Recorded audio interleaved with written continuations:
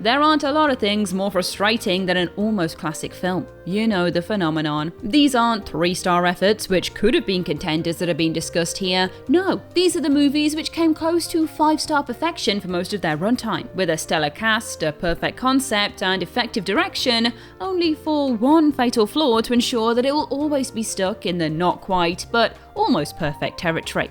A monster movie can be brutally effective until viewers actually get to see the laughable creature. Ghost stories can be chilling until a convoluted backstory overcomplicates proceedings, and incredible slashers can be undone by one lame kill or a silly killer reveal. Frustratingly common, but endearingly human, let's take a look at the big old bloody flies in the horror ointment then.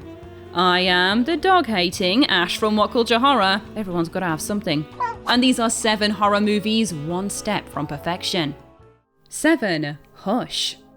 There is no denying that Mike Flanagan has been having an incredibly impressive run in recent years. And yes, his suspenseful slasher Hush wrings every ounce of tension from its ingenious premise of a deaf-mute woman being stalked at a remote home. The film's simple conceit prompts all manner of tense set pieces, and the gradually rising tension is far more impressive than many entries into the genre which boast far higher kill counts.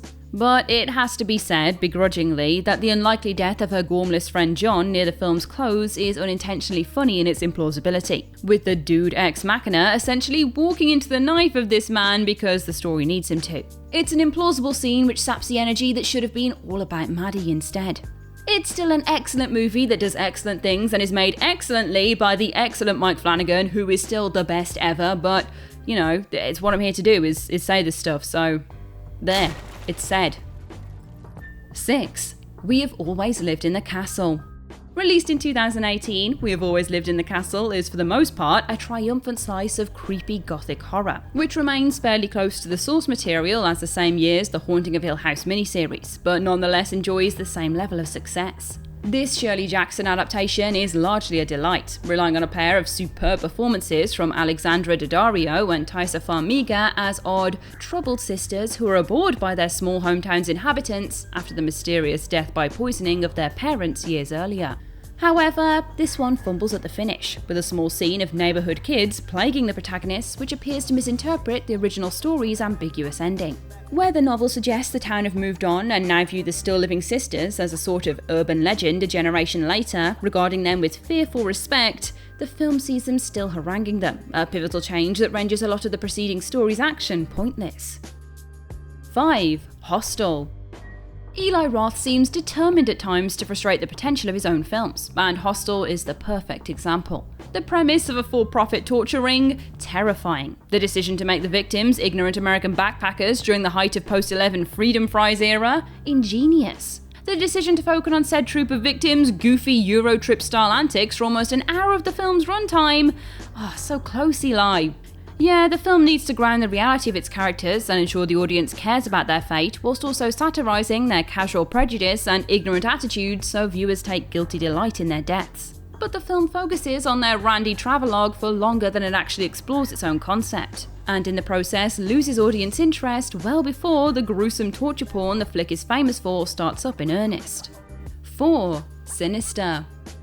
Ellison is a true crime author that has succumbed to alcoholism and depression in the years since his blockbuster debut hit. And what could be a goofy haunting movie makes the clever call to treat its potential corn dead straight instead. As a result, the gradual reveal of first ghost kids and eventually the demonic entity Bagul feel rooted in a recognisable reality, and the film's frequent terrifying snuff sequences ensure the more over-the-top supernatural elements remain deeply creepy. For most of its runtime, this tense ghost story manages to be a masterful piece of suspense and a tragic story of a worn-down has-been struggling with his irrelevance at the same time. Then, the hero's 9-year-old daughter manages to drug and axe murder her entire family single-handedly, and Big Bagul makes his full appearance with nothing left to the imagination. Sure, why not? That is not at all a laughable concept, and it's not like it throws away the until now chilling atmosphere of the flick. 3. Boys in the Trees. Released in 2015, the underrated Boys in the Trees is an Australian indie which comes close to perfection, but at least manages to be a memorable piece of fantasy horror along the way. A dark story which dances on the line between comedy and tragedy in its creepy coming-of-age tale, the film follows a pair of former friends who have grown apart over the years as one leads the other on an unsettling scavenger hunt throughout their small hometown. everything is a little off in this magical realist flick, where local bullies are transformed into shadowy werewolves by the shared imagination of the boys, and a string of strange sequences hints at a dark ending to their long night together. It's a poignant tale carried by a set of superb performances from its young stars, all of whom excel in grounding a script rife with fantastical flourishes. It's just a shame then that the film opts to throw in a needlessly dark and arguably exploitative molestation subplot right at the end, immediately before its harrowing twist, overplaying its hand with too much bleak real-life resonance and rendering the preceding film too uncomfortably heavy for its colourful tone. 2. High tension. Oh come on, you already knew that Alexandra Adja's infamously extreme slasher High Tension had to put in an appearance here. Predictable as its presence on this list may be, there's a reason that this horror is so often singled out by genre fans as a tragic case of one fatal flaw killing an entire film. After all, just imagine if this terrifically tense, uber-gory slasher was more famous for its many unbearably scary sequences and not its unintentionally hilarious infamous twist. The tale of a young girl who flees her remote farmhouse with a college friend after a hulking trucker slaughters her entire family in front of her, the first 3/4 of this new French extremity horror is a testament to the director's skill with brutally effective tension and gore. When the viewer discovers that the aforementioned friend is the massive mute murderer though, and she's the one that's been decapitating grown adults with bookcases and wielding a concrete saw, the film becomes a pretty fun, if outlandish, black comedy instead. 1. Midsummer. Midsummer is undeniably a modern classic in its own right. Audaciously filmed entirely in broad daylight, this trippy nightmare sees Florence Pugh put in a career-best turn as a grieving student who is initially disturbed by, and eventually seduced into, the odd traditions and unsettling antics of a Swedish commune that her comically awful boyfriend and his friends are studying. The film is filled with stunning, horrifying imagery, and Pugh's performance is a moving powerhouse, not to mention the film's extraordinary opening sequence.